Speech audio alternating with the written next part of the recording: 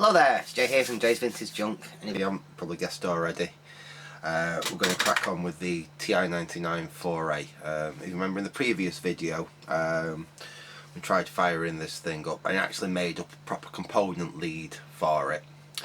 And we put some power into it and we just got some graphical nonsense on the screen. Now after I put that video up, someone did comment to me that really what I should have done is also hook the sound up, because basically these will give you an audio indication of what's actually going on. If the computer's booting, even if you aren't seeing anything on screen, what you'll do is you'll get a power on beep that basically say yeah, it's booted up.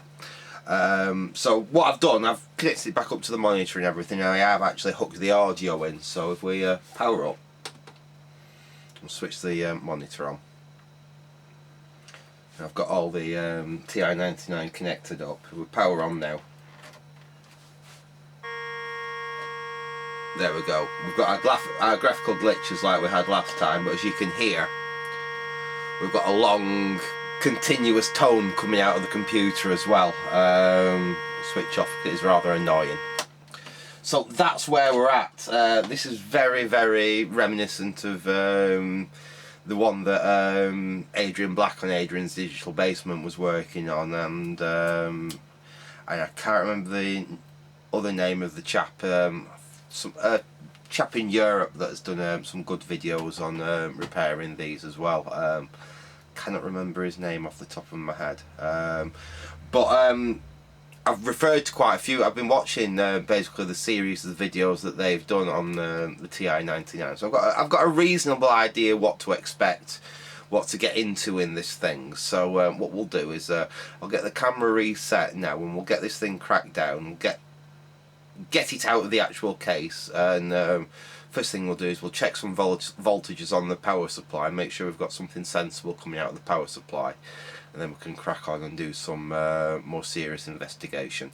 I don't think we'll get this computer working in this video, but at least we can get an idea of actually possibly what's wrong, and if I need to order any parts or anything, you know, we can get them ordered and then move on. So actually I'll get the camera reset and we'll crack on. So back in a sec.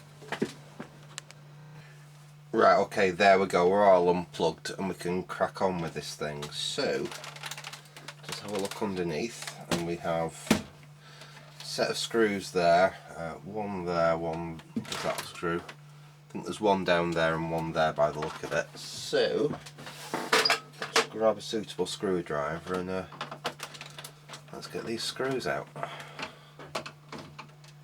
That's one. In fact, I need a little pot or something to drop these screws in, or I'll lose them. I forgot I can stick these screws in.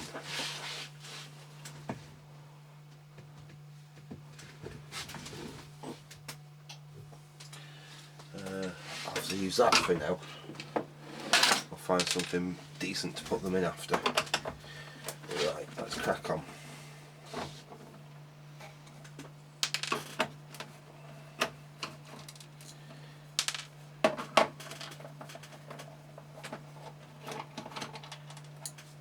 Okay.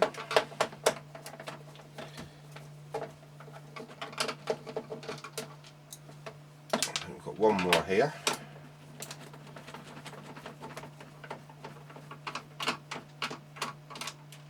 Right. Let's see how, there we go. I don't want to damage that. There we go, it just comes out, this little switch plastic at the front there. It's the base off. Right, so we've got our main computer board there. This is the power supply section here, which we need to get free from the main case.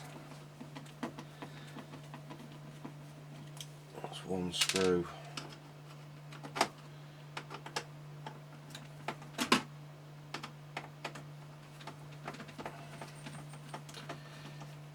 Two screws there. Right, now that's our power supply. I can't see anything on there which is absolutely jumping out of me straight away. I think that's a slightly of the versions of the power supply I've seen. People have spoken about. That's a slightly later version of it, I believe, with the IC there rather than a load of voltage regulators. But I can't believe how thin that board is. That is an amazingly thin PCB, like perhaps 1 mil or under 1 mil thick. I weren't expecting that. I was you were expecting something a little bit thicker, but right. Anyway, let's disconnect that and get that out of the way for now. Right, there we go. So we could take that out of the way and we can test that separate. In fact, that's probably the first thing to do, is to test that. But let's continue with the disassembly for you. How do we get the actual main computer out of the case? We've got a screw there.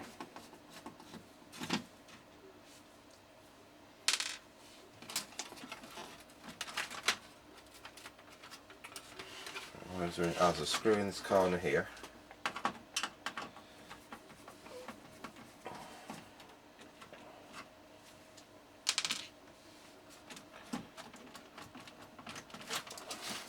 Where else is holding it? Is that screw there?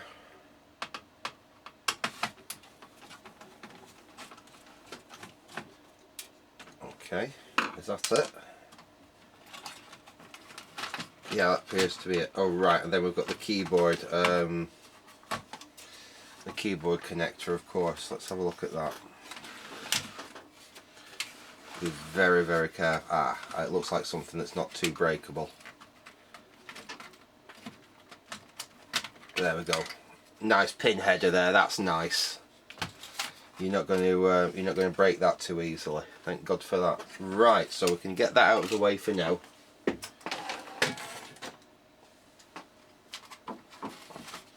got the computer itself. That's the little riser for the cartridge slot. That just pulls out, complete with quite a bit of dust bunnies on it, but never mind. Right, first things first. I think we'll put that to one side and we'll take our attention to the power supply section here. But let's see what we've got on here. I'll get you zoomed down as well. Let me get you zoomed down. Right, there we go, that's better. There we are, you can see what we're looking at now, can't you? Switch to my slightly stronger glasses. Right. Well, first impressions, I can't see anything on there that looks incorrect. I do notice that there's a couple of resistors actually been cut off the board there.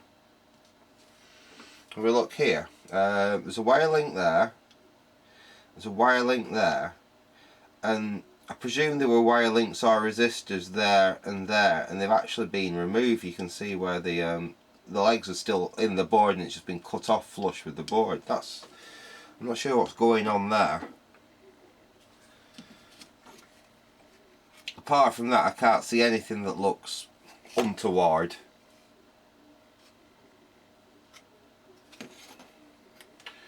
Right, so which one?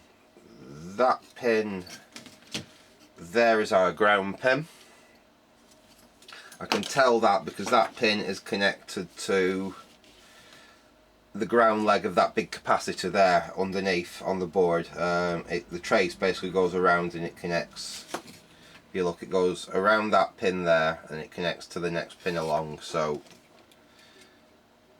that's a voltage, that's our ground pin, and then there are other two voltages there. So let's get a tester and some leads and we'll see what voltages we've got there, because the nicest thing to be would be possibly, you know, we've just got a voltage rail out and that's why the computer's not working. I don't think it's going to be that simple. Plus, where's the fun in that? Let me grab the tester, which I should have got before I started filming this, but that's always my way. Let's grab a couple of test leads. Come on, some nice test leads. Let's There's my nice test leads. I've moved some of my stuff around in the workshop, and I'm still not quite got used to how I've got it now. So let me get you out a little bit like that.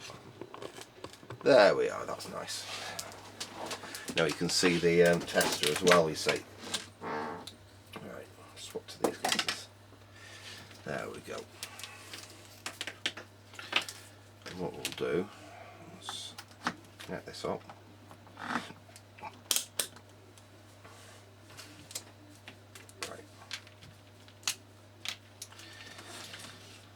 Connect the power supply just up to the bare PCB. Now we don't have to worry about this because there's only like about 18 volts or so on there. There's nothing that's going to hurt us. So plug that in there like that, and plug the other end of that back into the mains.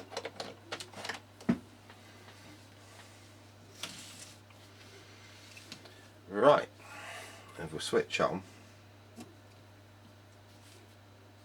that has got to be one of the most feeble LEDs I have ever seen in my life as well. I mean, it's lit, but dear me, that is a feeble LED.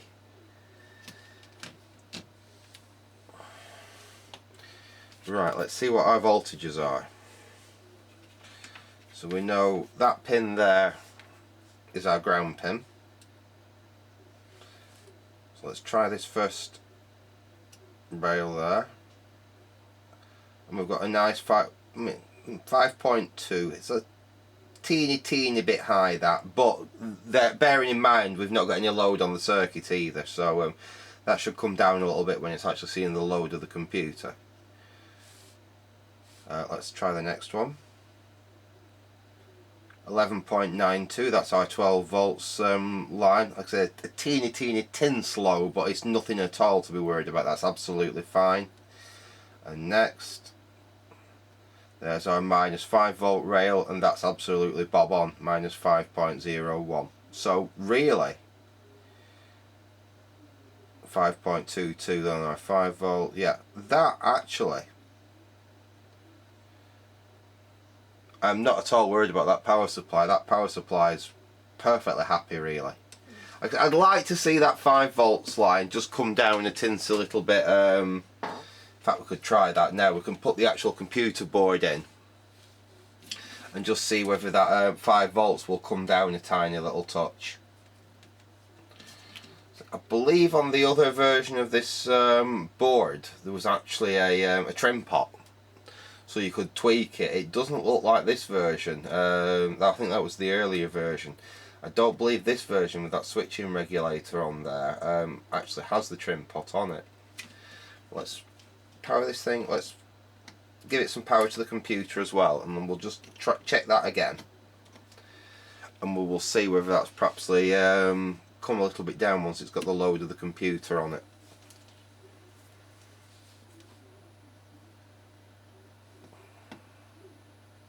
.18. So it's a tiny little bit high, but I'm not too worried about that. If it was like 5.2 or 5.3, I might be a little bit worried, but 5.1,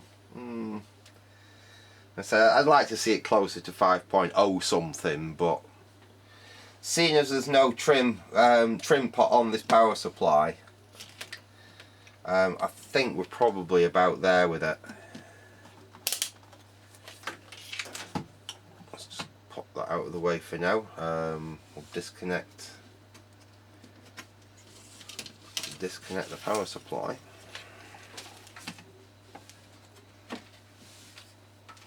We'll get the computer back in. In fact, let's get that power supply right out of the way so it doesn't get damaged.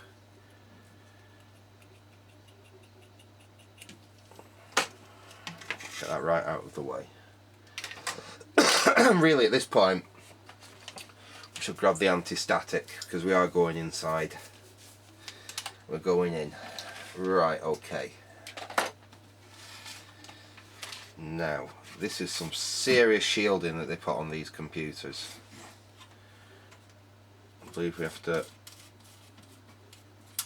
remove these, which will was expecting to be slightly tighter than finger tight like that, but does that mean someone's been in here before me? I don't think so, or at least if they have, not for many years.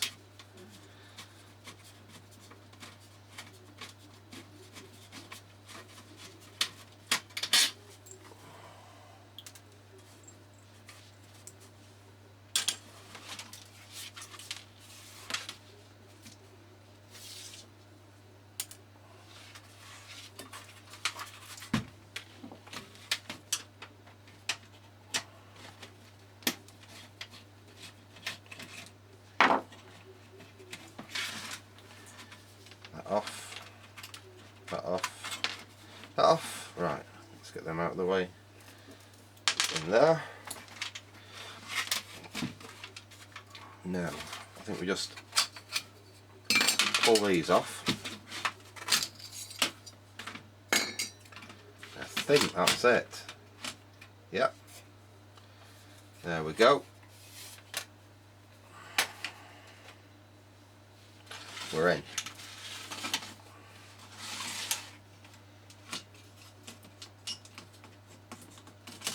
Bottom board off as well. The shielding's not in too bad a condition. There's a tiny little bit of corrosion on it, but not, you know, a huge amount or anything. It's actually not bad. I'm thinking, when's this computer made? Let's see if we can find some date codes.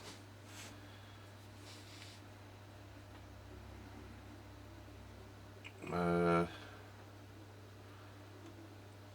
not finding any date codes yet. Oh, 8301, so February 83. So it is a slightly later one, this. See if we can find 48th week 82.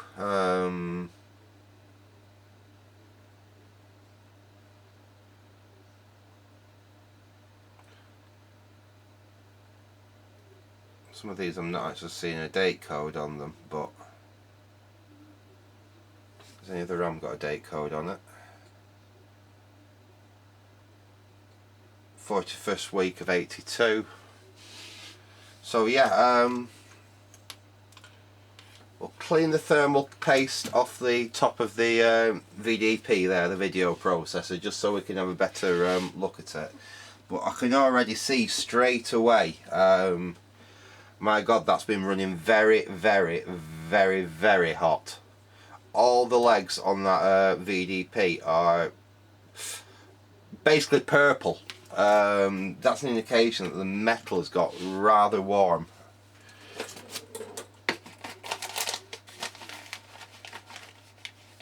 So,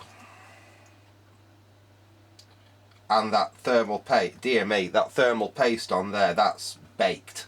That is really baked.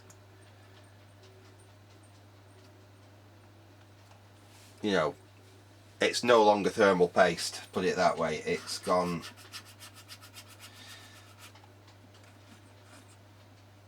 One of the reasons I want to clean this off is because it will go out. Ugh, look, it's already getting all over me. Let's get that in the bin. But thermal paste should not go like, well look, can you see? It's like a chewing gum. It's actually gone solid. So as soon as we've got here, I'm suspecting issues around the video IC there.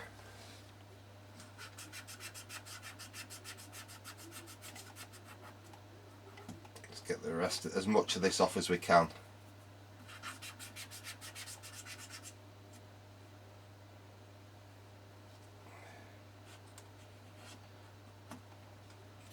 Yeah, it's TMS 9929A that we need for there. I wonder if I've got any. There's a very slim possibility I might actually have a spare for that. I'm not 100% sure, but I might.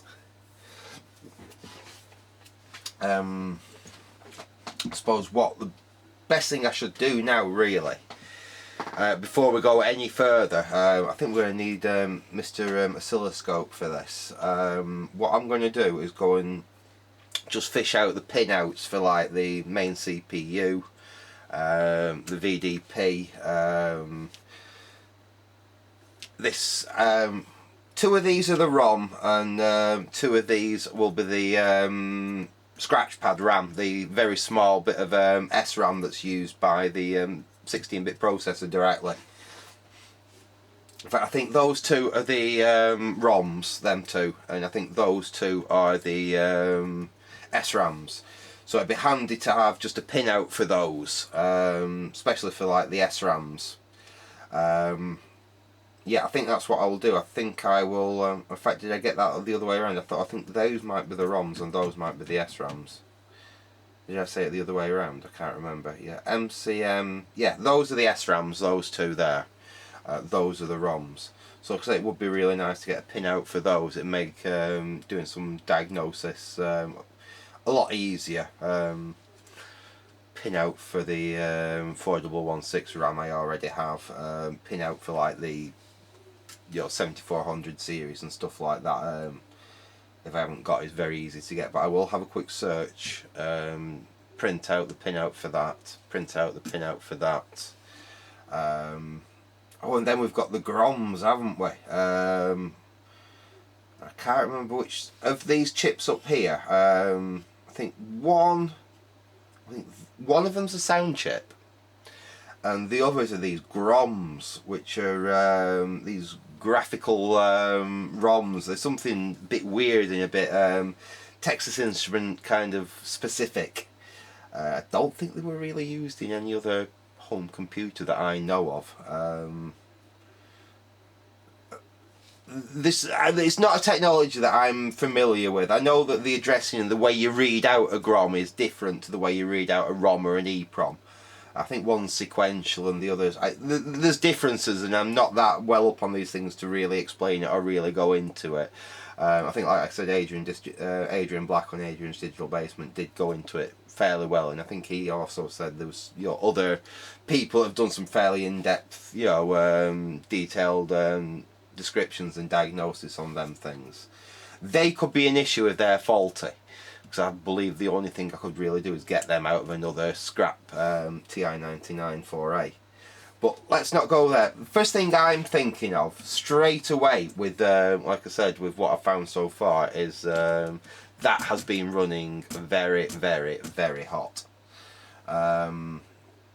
And we need them bits. So I'll pause the video now and I'll go and see what I can sort out, and we'll be right back as soon as I've got some pinouts to play with. So back in a sec. Right, okay, we're back, and actually a few days have gone past since I started filming this. Life gets in the way as it usually does, but what I've managed to do in the meantime is I've got basically printouts for, as I said, for the main ICs we're going to be working on. Got the TMS 9900 there. This is the main CPU, and we've got all the pinouts there, so that will come in handy. That is one of the I/O controllers. This is the one we want at the moment. I am seriously thinking that might be the issue. The video display controller. I managed to find the entire manual, not just the basic data sheet, but the entire manual for the TMS 99. I think it was the 9918, the 9928, and the 9929 series of video processors. It's about 70 pages, but what I've done here, I've just printed out the page with the pinout for it there, which I think might come in very, very handy. As well as that, I went having a rummage through my ICs. Where's my should really have my anti-static on at this point, saying that this is a grounded mat, but I'll move that out of the way for a second. In one of my boxes of ICs, this is none of these are tested, these are just as I've found them, but in here we have not one but two replacement TMS 9929 ANLs. So like I say, them chips have not been tested. I have not tried them, but we've got a chance of 2 if indeed we possibly think that that might be the issue. And it might actually be the simplest thing to do to start off with. We could hook this thing up. Let's get this crud off my bench because we don't want anything short in the back of the board, do we? We could simply just try lifting that IC out, popping one of the ones that I've got in this box in there, hooking it up to the display, and actually see if that just makes a change, if that makes any difference with the glitchiness that we had on the screen, whether it makes any change with the audio tone that we're getting out as well. I suppose we could, because the simple reason I'm suggesting that is it's easy. We've got the ICs in the box here. It's in a socket, so we don't have to worry about, you know, taking it out, you know, desoldering it or anything, like we will have to with pretty much everything else, apart from the groms and I think the sound chip there. Everything else is soldered in, but that's a nice easy swap. Only if it works, it gives us a nice quick win. I'm looking at those capacitors there as well. Does that look like it's something splurging out of that capacitor? Let me get something to probe with.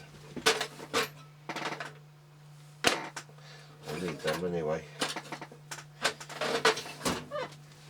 Now I don't know whether that's just some heatsink compound which has got on there and then baked. Yeah, fortunately I think it is. Yeah, that's just baked heatsink compound rather than anything spewing out of that capacitor, because there's some on that capacitor there. Yeah, it's cleaned off and it's just baked heatsink compound. Right, we've got the chip extractors. Let's see if we can get him out of the board. There we go. You can see what I mean. Let me see if I can get you zoomed in. I'll show you what I mean about how discoloured and the heat damage. I think it can only be heat damage. It's the only thing I've ever seen make metal blue like that. You see how blue those legs are. It's not rust. It's literally blue into the leg as though it's been incredibly hot. We look on the other side. It's exactly the same. All down there. That's a bit more black, but on this side, like I say, it's very blue. As though it's like I say, it's heat damage. So has that failed and just been baking hot? It's a possibility. Everything else looks absolutely fine down there. We'll get the zoomed out a little bit again. We will get the power supply. Here he is. Come on, power supply. And we can hook that up.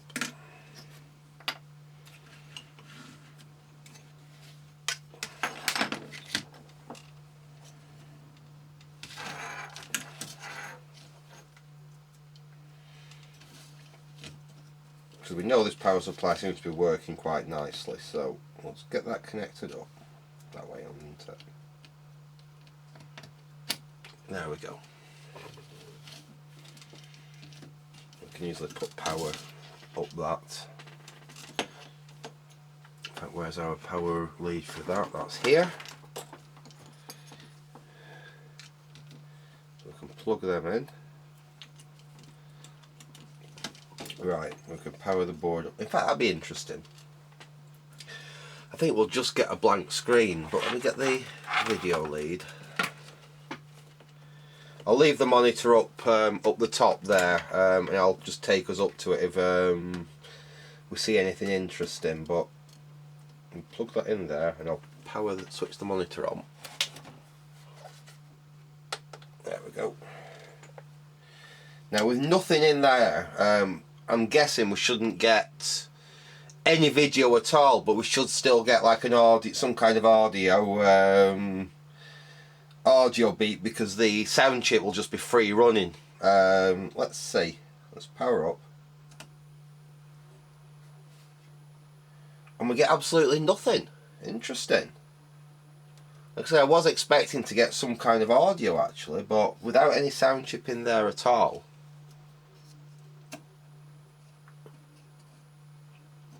No, we're not getting anything at all. Is that actually plugged in well enough to be making... Oh, that's why, because it weren't bloody plugged in properly. Right, let's try that again. No, like I said. No. Oh. So I was expecting to get something coming out of the... Let's try plugging the... This is the bad chip. Well, this is the chip that I'm suspecting. Because there could be nothing wrong with this. And we could be chasing our tails, but... Let's put this back in and see if we just get the audio tone to come back. And then we'll try, just quickly, a couple of them two replacements that and two other TMS 9929 ICs that I've got. So that's back in. And yeah, that's exactly as we had it before. We've got that horrible noise and we've got the graphical glitching on the screen. So I'll pop him out.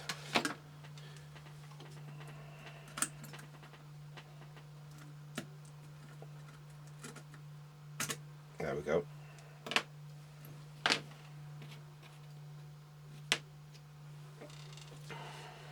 I'll grab one of the two that I've got. Like I say, they are not tested chips. They are just out of my random assortment.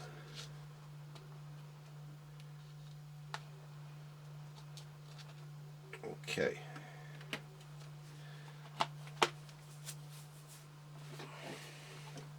And let's try not to get them mixed up and confused. Actually, they look fairly different. I don't think I'll be able to confuse them like that. But if we look at the legs on this one, get you zoomed in again. There we go. Look at the difference. You see how nice and shiny those are.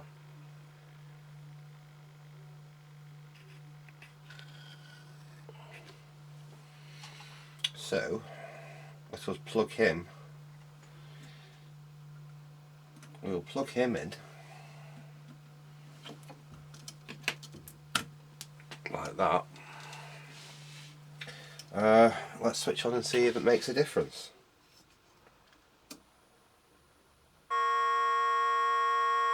That would be a no. Exactly the same.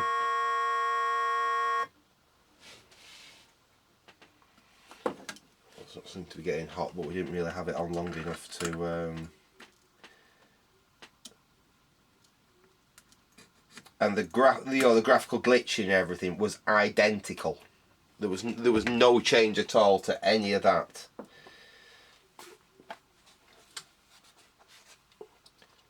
But right, let's pull this one out.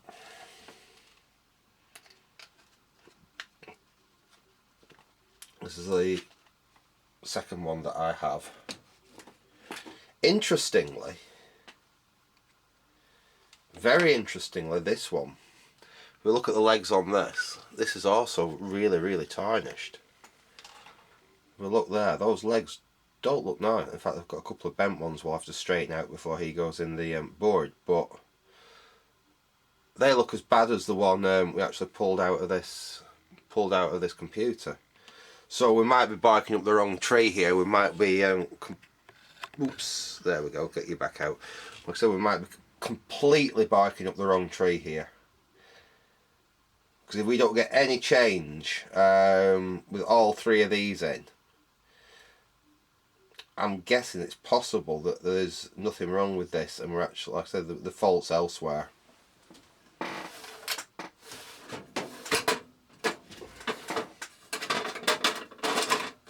Let's try to find something I can straighten these.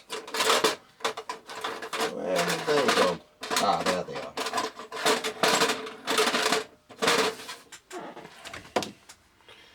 It's got a few pins on here I'm going to have to just deal with before it'll go in the socket.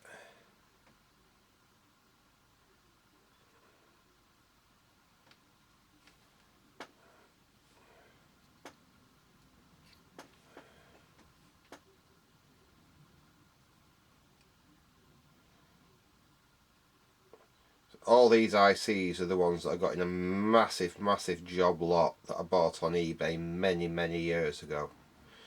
And they're basically the contents of a 1980s computer repair shop. And the chap had retired, and he'd got all these little plastic drawers, little component drawers, in his carport, and they'd been in his carport for, I think he said, the best part of 20 years. And I bought, they were literally disintegrating, the boxes. He had the whole lot up on eBay for £50. And I bought everything for 50 quid. And this is many years ago now, and I am still going through them all, trying to sort and arrange all the stuff that I actually got in that lot. And that's where these TMS 9929 ICs came from. Right, there we go, that's in. Let's switch on, and I'm not expecting actually any change at all, because I'm suspecting now that the fault is probably elsewhere. So let's power up. And exactly the same glitching on the screen, same tone. Right. Well, to be honest, I'm going to put the original video IC back in. One nice thing though, if we can get this board actually working, it looks like we've got a board we can at least test them over to video VDPs in, and then I'll know for certain. I can mark them up as actually tested and working rather than just in a box unknown. I'll put that back in, switch back on. Yeah, just the same. So I'll put those back in their anti-static storage box for now. But seeing that it didn't change with any of them ICs and it was exactly the same, there's probably a good chance that all three are absolutely fine. Either that or all three have got exactly the same fault, which is kind of unlikely, to be honest. So I don't think that is where our issue lies.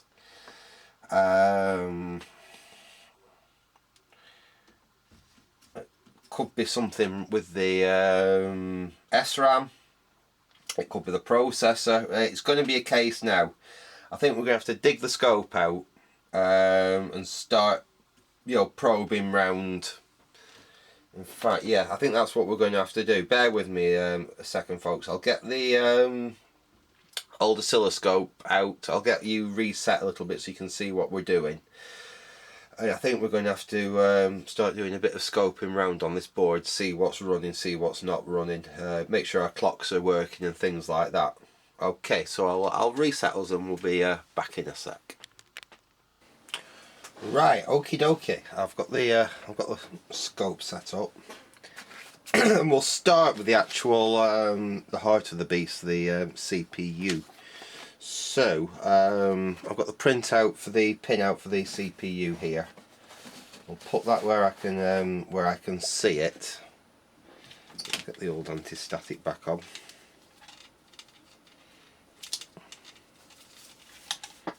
And I've got my scope connected up. I'll just pinch the ground straight off the power supply there because there was a nice easy place to connect ground to there. And we'll start. Well, basically there's pin 1's there on the CPU. Let's see what we've got here. We've got, it's probably like after pin 7 that we're going to start finding stuff that's interesting, but we'll start at pin 1. Because pin 1 is it's marked VBB, so that's one of the voltages. That should just be a voltage, I think. And then we've got VCC, then we've got weight is pin 3. Let's have a look on there. We've got activity there. Next we've got load. And again we've got some activity there. I've never messed with this CPU before, so I really don't know what I'm looking at. I mean, if this was a Z80 or a 6502 or something, I'm a little bit more familiar with what's going on, per pin, but I've never really messed with this TMS 9900 before. And what's on the next one? So I think that's hold A, I think it says on there. Now I don't know if that's meant to be doing anything or not. Next pin we have got is reset, pin 6. We've got a lot of activity on there. In fact, that'd be a good one to we'll power the computer off and we'll switch on and see what comes up on the reset there. Well, that doesn't look good. And I've got a nice clear connection to the pin. That doesn't look very healthy, does it? Just try getting a...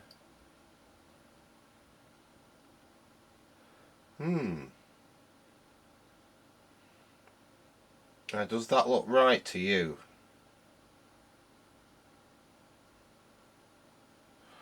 Let's have a... get that out a bit. Oh no, other way.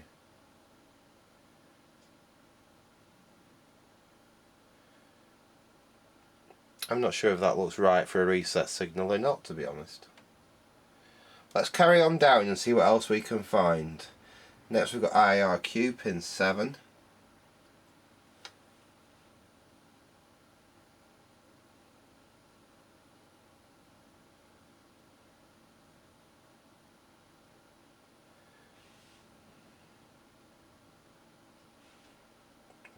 Bring that down a bit.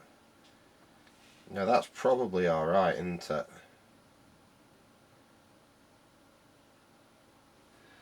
In fact, let's go back a pin. Now I've just set that. That's the reset.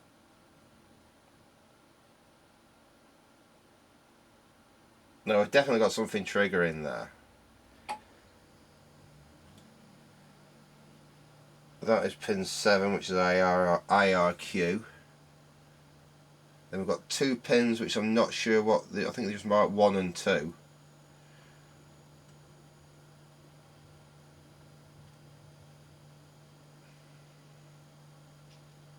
And I've got activity on both of them.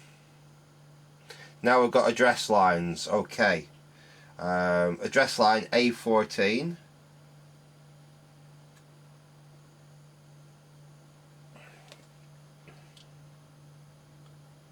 Oops.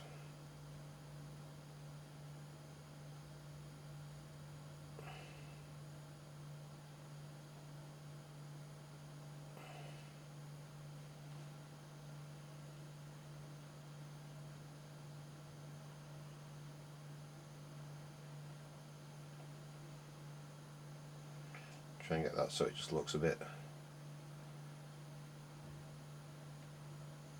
We've definitely got data going through there. That seems to be firing. So that's A13, A12,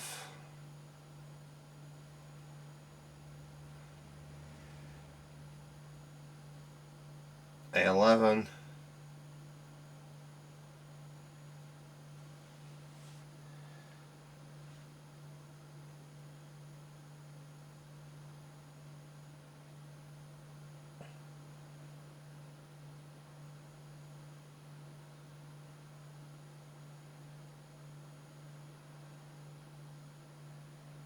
there we are. Right, so that's A11. Where was we up to? A10, A9, A8. See, all these seem to look okay. A7. Oh, hang on. That doesn't look quite right, does it? That's A8 there. We'll go to A7. That doesn't look so healthy. Let's try A6. A6, nothing. That's A5. That looks alright. A4. That's A3. There don't seem to be anything on there. That's A2 again, that's not looking good. That's A1. That's A0. That seems to be okay. So we seem to have some address lines out. Now the question is, why are those address lines out? We could have a ROM issue, or we could have a RAM issue, or we could have some kind of the glue logic that goes between them could be at the issue. But we do seem to have some issues on those address lines. Let's have a look at the data lines, which are on the other side of the chip. Now let's have a look here. 1, 2, 3, 4, 5, 6, 7, 8, 9. Right, 9 down from this side is data line 15. So 1, 2, 3, 4, 5, 6, 7, 8. That's data line 15 there. That looks healthy. That's 14. Oh, I don't know. That might look a bit flaky as well. I'm not sure there. That's, anyway, that's 14, that's 13, that looks healthy.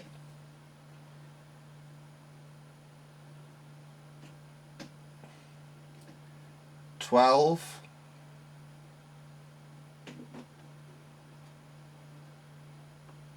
11.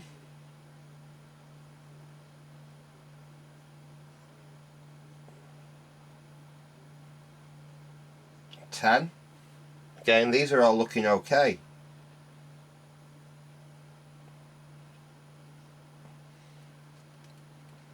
9. 8. 7. 6.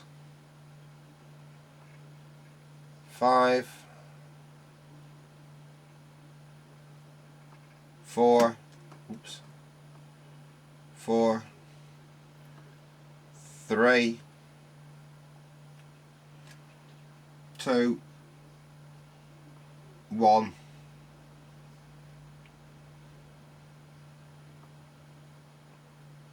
And there's nothing on 0. And next should be a voltage. Interesting.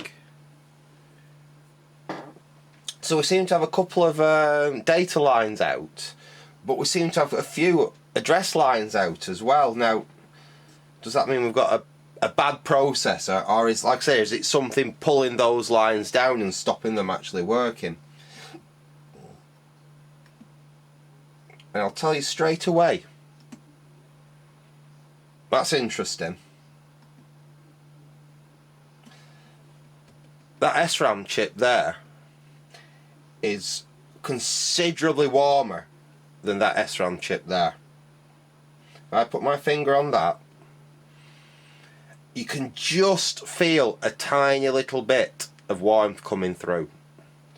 That, I won't, yeah, I wouldn't say it's, I wouldn't like to keep my finger on it longer than that. That's getting hot. I think we may have a suspect. That is definitely getting warm. The trouble is, I haven't got any of these. I will have to order some. But yeah, so I could keep my finger on that, no problem. Just a slight bit of warmth coming through. That one, no, I can't actually.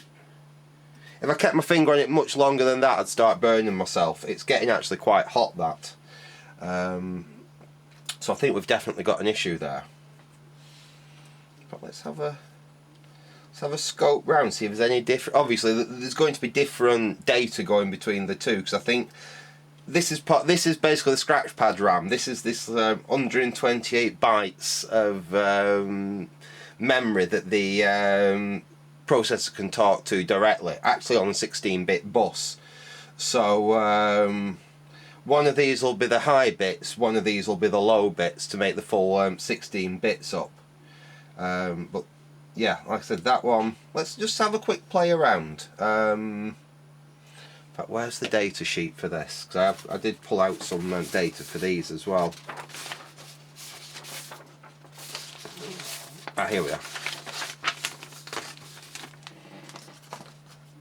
It's going to be a little bit trickier, but what have we got? We've got pin 1 is ground, pin 24 is VCC. So that should be ground, should be that pin there. And then it's pin 2 to pin 9 is our data lines. And then pin 17 to pin 23 are our address lines. So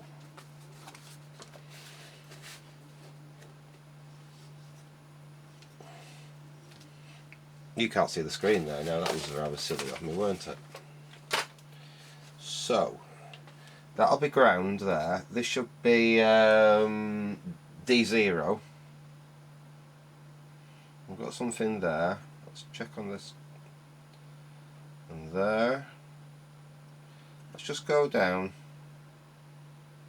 That looks okay. That looks okay.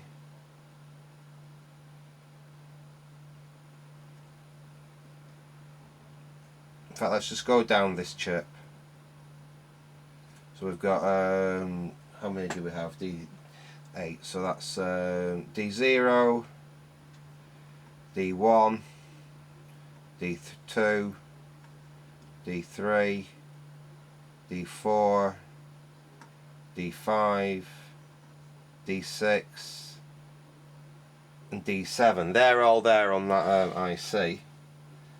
Let's try them on this one. That's D0, D1, D2, D3, D4, D5, D6, D7. They're all there. Right, let's have a look at these address lines. So address lines should start at 23. It's 24 pin chip into it. Let me just count. 1, 2, 3,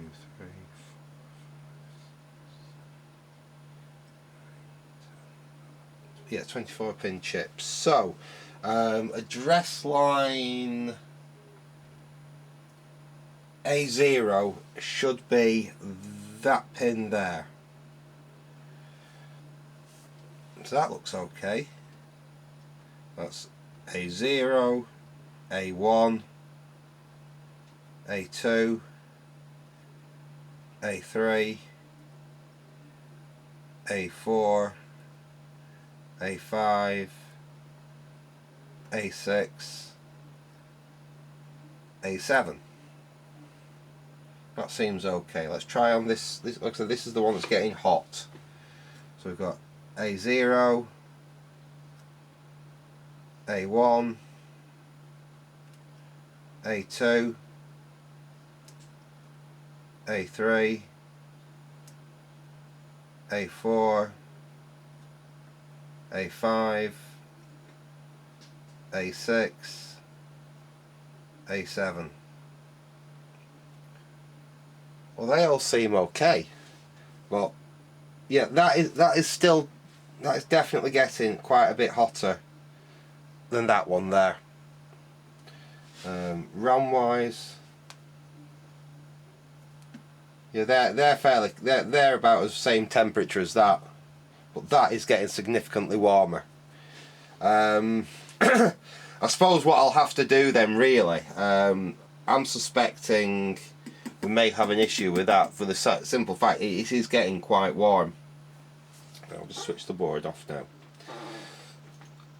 I'm pretty certain I haven't got any of these. In fact, I'm almost 99.9% certain that I haven't got any of them. I think the smallest SRAMs I've got are like 2K. I would have to have a look to see if I could possibly make a substitution or something, or I'll have a look online and see whether I can find some of those. I think that's really going to be the first port of call with this. I'm pretty certain it's, even though I thought it was, it's probably not the video display chip there. I'm pretty sure it's not that, because we've tried 3 and all 3 show exactly the same thing on screen, exactly the same tone.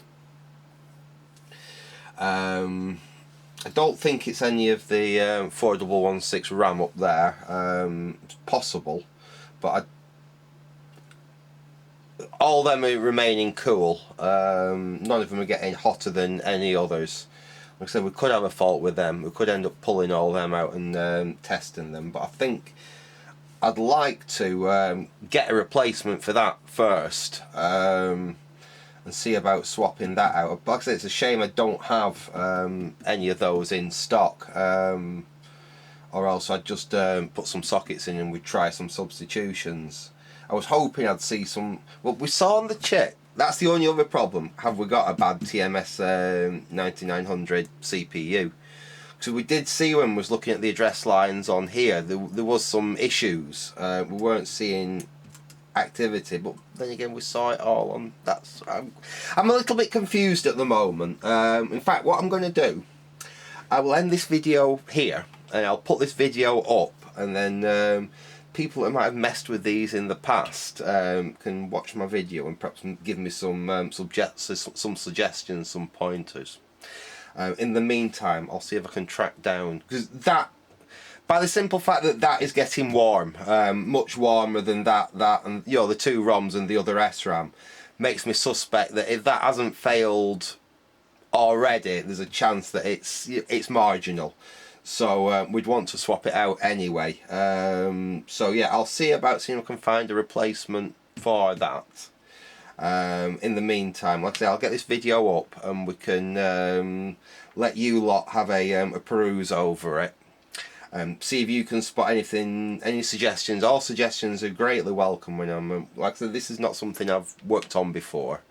I'm used to working on things mostly with Z80s, to be honest. I'm most familiar with Z80 architecture. Most of the computers that I've messed with in the past have been Z80 based. I know enough about the 6502 architecture to kind of get by. 6809 even, you know, like the Dragon and things like that, I kind of understand, and you know, I've messed about enough with them to kind of know where I'm at. This thing, however, like I said, I'm not familiar. It's not anything I've really fiddled about with before, so like I said, it's a bit of a new thing for me. So any helps or suggestions would be grateful to receive, like I said. But in the meantime, I'll see if I can track down a couple of spare SRAMs to go in this. Things like the glue logic, the RAM and everything else, not a problem. I will have a look and see how much a new one of them or a replacement one of them is going to cost me as well. Because there is a chance that that's what's causing problems. Anyway, so I'm going to leave it there for now. I hope you enjoyed this little update on the project. So I will say thanks for watching and goodbye.